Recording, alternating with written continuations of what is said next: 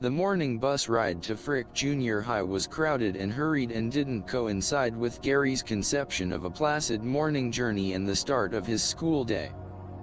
He rode his bike the 35 blocks one morning only to confirm that the downhill ride to Frick was satisfactory, but the return home, having to walk the bike up 73rd Avenue and with his paper route delivery, made it too time consuming.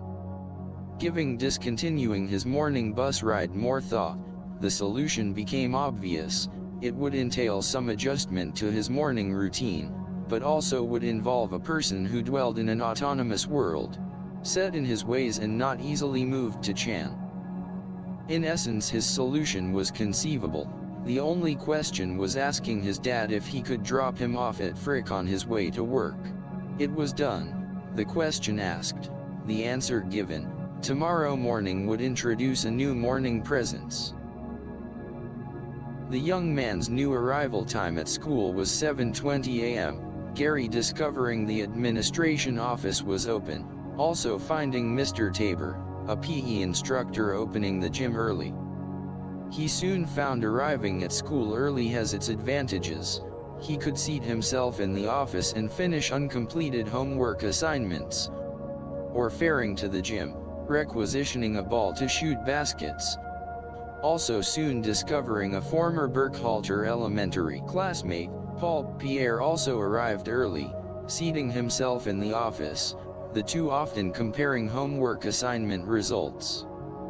This new arrival arrangement bringing Gary to rethink his morning assessment of junior high. The Tribune paper route pretty much limited any after-school activity, Gary striving to complete his delivery by 5 o'clock or 5:30 at the latest. Each month the Tribune offered incentives for acquiring new subscriptions.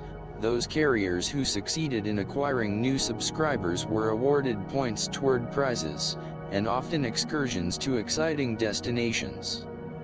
Gary succeeding to visit to the Museum of Natural History and Aquarium at San Francisco's Golden Gate Park, Playland at the beach, Travis Air Force Base, and many other locations, traveling by charter bus with other city carriers. On one occasion the three friends, Hank, Don, and Gary, and several other buses filled with Tribune carriers, having qualified for a trip to the California State Fair in Sacramento. The three having a memorable moment on the Ferris wheel ride. When caught targeting the people below with their pea shooters, the concessionaire taking them to task, and sternly warning them he would have them expelled if they continued, the pea shooters remaining in their pockets for the remainder of the fair. One summer month, Scotty the district manager posted an unbelievable trip, but it also requiring a much higher number of points, meaning new subscriptions. The excursion was to go by train to the boardwalk on the beach at Santa Cruz. The trip included tickets to all the concessions and an offshore ride on the inboard motor-powered speedboat, sack lunch meal and snacks on the train. An all-out effort to qualify was enacted, with door-to-door solicitation.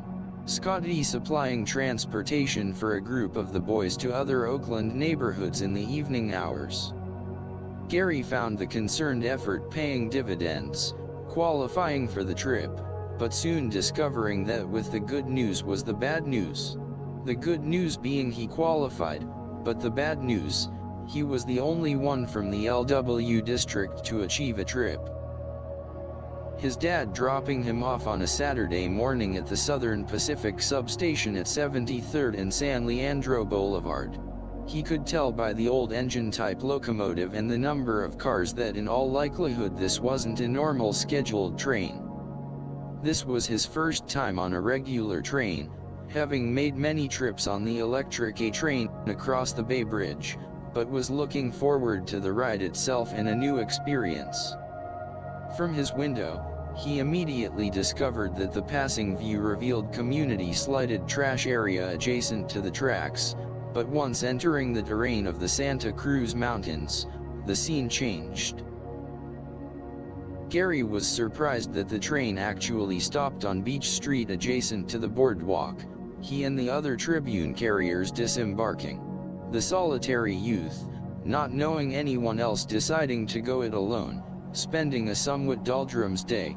The ride's not quite as exciting when by oneself. Having brought his swimming trunks, he had a rude awakening when diving into the boardwalk pool. It was salt water. Deciding if he wanted to swim in salt water, he had the whole Pacific Ocean before him. Another disappointment was the speedboat ride, advertised as a once-in-a-lifetime thrill ride. Boarding from the pier, the ride paralleled the boardwalk, darting close to the outlying breakers, but maintaining a distance from the beach. The smell of gasoline and oil from the automotive-type motor permeated the boat, Gary deciding the only thrill was the spray when the pilot gave it full throttle when making a turn. The late afternoon train ride back to Oakland was hot. For some reason either the air conditioning was turned off, or maybe the aged Pullman cars didn't have it. Gary deciding even alone the trip it provided another accomplishment.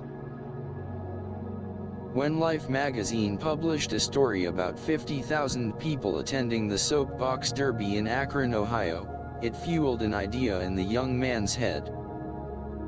Searching his yard, finding 2x4s, and a 1x12 board, and having only 2 wheels for the rear, he mounted 2 of his sister's Nancy's roller skates on the front 2x4 with a steering rope. Then mounting a box in front and a seat with a back.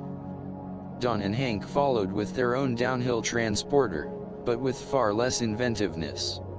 Their coaster was basic and simple, consisting of a board, front and rear 2x4s for mounting the wheels. He couldn't match their speed, but they couldn't achieve his antics.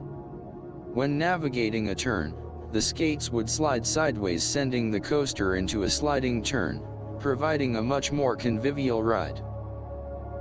The engagement with the coaster was short-lived, Gary being satisfied with the accomplishment. He reasoned, some things in life can appear quaint and mundane. But if you behold a surge, the find may prevail, as a promontory achievement.